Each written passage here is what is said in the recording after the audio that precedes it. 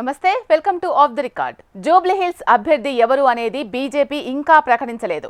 మరి ఈ ఆలస్యానికి కారణం ఏంటి? దీని వెనుక ఏదైనా మతలబుందా? కాంగ్రెస్ ఖరారు చేసిన తరువాతే ఎంపిక చేయాలి అనుకుందా?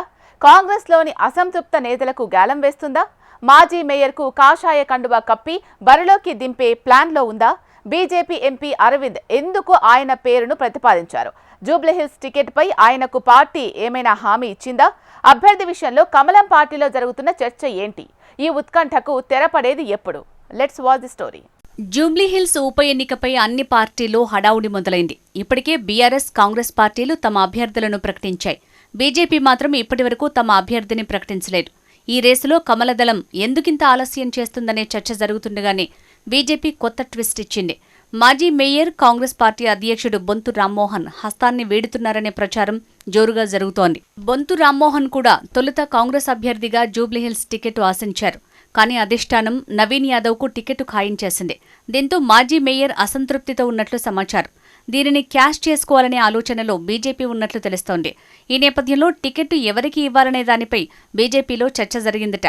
ఈ సందర్భంగా బొంతు రామ్మోహన్కు టికెట్ ఇస్తే బాగుంటుందని నిజామాబాద్ ఎంపీ ధర్మపురి అరవింద్ ప్రతిపాదించినట్లు సమాచారం. మాజీ మేయర్ బొంతు రామ్మోహన్కి బీజేపీ నుంచి జూబ్లీహిల్స్ టికెట్ ఇస్తే మంచిదనే అభిప్రాయం ఎంపీ అరవింద్ వ్యక్తం చేసినట్లు పార్టీ వర్గాలు చెబుతున్నాయి.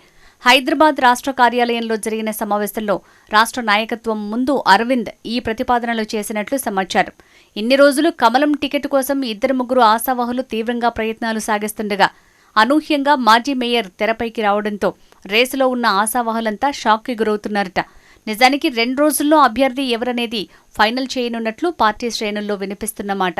ఇలాంటి సమయంలో రామ్మోహన్ పేరు బయటికి రావడంతో పార్టీలో చర్చనీయాంశంగా మారింది. హైదరాబాద్ మాజీ మేయర్ బొంతు రామ్మోహన్ ప్రస్తుతం కాంగ్రెస్ పార్టీ రాష్ట్ర ఉపాధ్యక్షుడిగా కొనసాగుతున్నారు. అసెంబ్లీ ఎన్నికల ముందు వరకు బీఆర్ఎస్లో ఉన్న బొంతు ఆ ఎలక్షన్స్లో గ్రేటర్ పరిధిలో టికెట్ ఆశించగా మొండి చెయ్యి ఎదురైంది.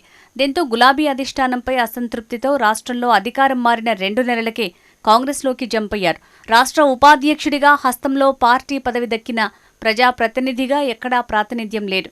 మాగంటి మరణంతో ఖాళీ అయిన జూబ్లీహిల్స్ బైపోల్లో కాంగ్రెస్ నుంచి పోటీ చేయాలని భావించారు. అయితే ఆయనకు పార్టీ టికెట్ ఇవ్వకపోవడంతో అసంతృప్తితో ఉన్నట్లు సమాచారం. ఉన్నట్టుండి నిజామాబాద్ ఎంపీ ధర్మపురి అరవింద్ రాష్ట్ర పెద్దల ముందుకు మాజీ మేయర్ పేరును ప్రతిపాదించడంతో బొంతు బీజేపీలో చేరుతున్నట్లు జోరుగా ప్రచారం జరుగుతోంది. కాషాయం పార్టీ జూబ్లీహిల్స్ టికెట్ ఇస్తే రామ్మోహన్ బీజేపీలో చేరేందుకు సిద్ధంగా ఉన్నట్లు కొందరు నేతల నుంచి వినిపిస్తున్నమాట. కమలం పార్టీ ఉప ఎన్నికకు సంబంధించి అభ్యర్థిని ప్రకటించాల్సి ఉంది. అధికార, ప్రతిపక్ష పార్టీలు ఇప్పటికే అభ్యర్థిని ప్రకటించి ముందున్నాయి. కానీ కమలదళం మాత్రం ఇప్పటివరకు అభ్యర్థిని ప్రకటించకపోవడానికి ఇది కూడా ఓ కారణమై ఉంటుందని చర్చ సాగుతోంది. ప్రత్యర్థి పార్టీలో టికెట్ ఆశించి భంగపడిన వారిని చేర్చుకుని టికెట్ ఇచ్చి తమ బలాన్ని పెంచుకునేందుకు బీజేపీ ప్లాన్ వేసినట్లుగా పలువురు చెప్తున్నారు. ప్రస్తుతం జరుగుతున్న పరిణామాలు చూస్తుంటే బొంతు రామ్మోహన్ కాషాయం కండువా కప్పుకోవటం ఖాయమనే ప్రచారానికి మరింత బలం చేకూరుతుంది. బీజేపీ రాష్ట్ర అధ్యక్షుడు రామచంద్రరావు, పార్టీ సంస్థాగత ప్రధాన కార్యదర్శి చంద్రశేఖర్ తివారీ, బీజేఎల్పీ నేత ఏలేటి మహేశ్వర్ రెడ్డి ఎదుటే ఎంపీ ధర్మపురి అరవింద్ బొంతు రామ్మోహన్ పేరును ప్రతిపాదించినట్లు తెలుస్తోంది. రామ్మోహన్ మన వ్యక్తి అని, గతంలో ఏబీవీపీలో పనిచేశారని, ఆయనకు టికెట్ ఇస్తే బాగుంటుందని అన్నట్లు సమాచారం.